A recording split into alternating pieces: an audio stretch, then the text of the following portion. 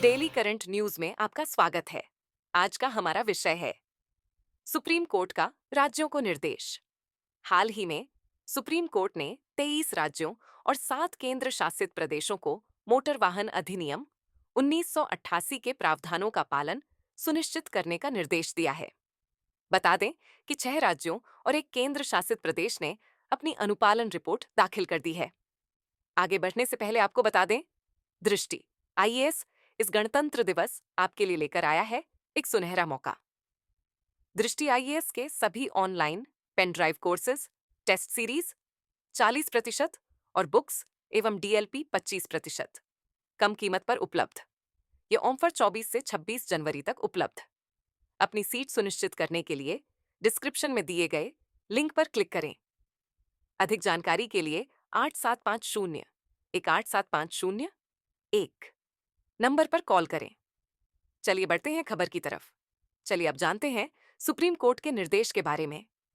यह निर्देश जस्टिस अभय एस ओका और जस्टिस उज्जवल भुइयां की पीठ ने दिया है। इसका उद्देश्य सड़क सुरक्षा उपायों को सख्ती से लागू करना और यातायात उल्लंघनों पर अंकुश लगाना है।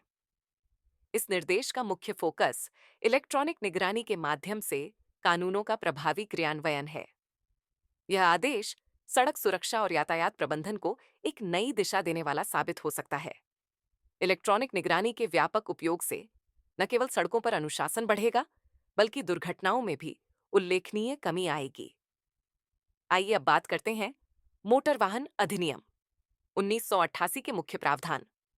इसकी धारा 136 ए और मोटर वाहन नियमों के नियम 167 ए का मुख्य उद्देश्य सड़क सुरक्षा को बढ़ावा देना और यातायात प्रबंधन को प्रभावी बनाना है।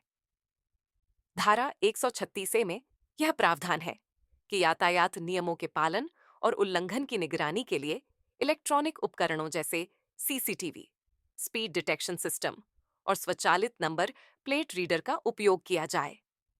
वहीं नियम 167 ए के तहत इलेक्ट्रॉनिक निगरानी द्वारा रिकॉर्ड किए गए यातायात उल्लंघनों के लिए दंड का प्रावधान किया गया है। ये प्रावधान यातायात उल्लंघनों को कम करने और दुर्घटनाओं की संख्या में कमी लाने में सहायक साबित हो रहे हैं। चलिए अब देखते हैं आज के अभ्यास प्रश्न को। मोटर वाहन अधिनियम 1988 के संदर्भ में निम्नलिखित कथनों पर विचार कीजिए। पहला, इसकी धारा 167 ए का मुख्य उद्देश्य सड़क सुरक्षा को बढ़ावा देना है। दूसरा, नियम 136 ए के तहत इलेक्ट्रॉनिक निगरानी का प्रावधान किया गया है।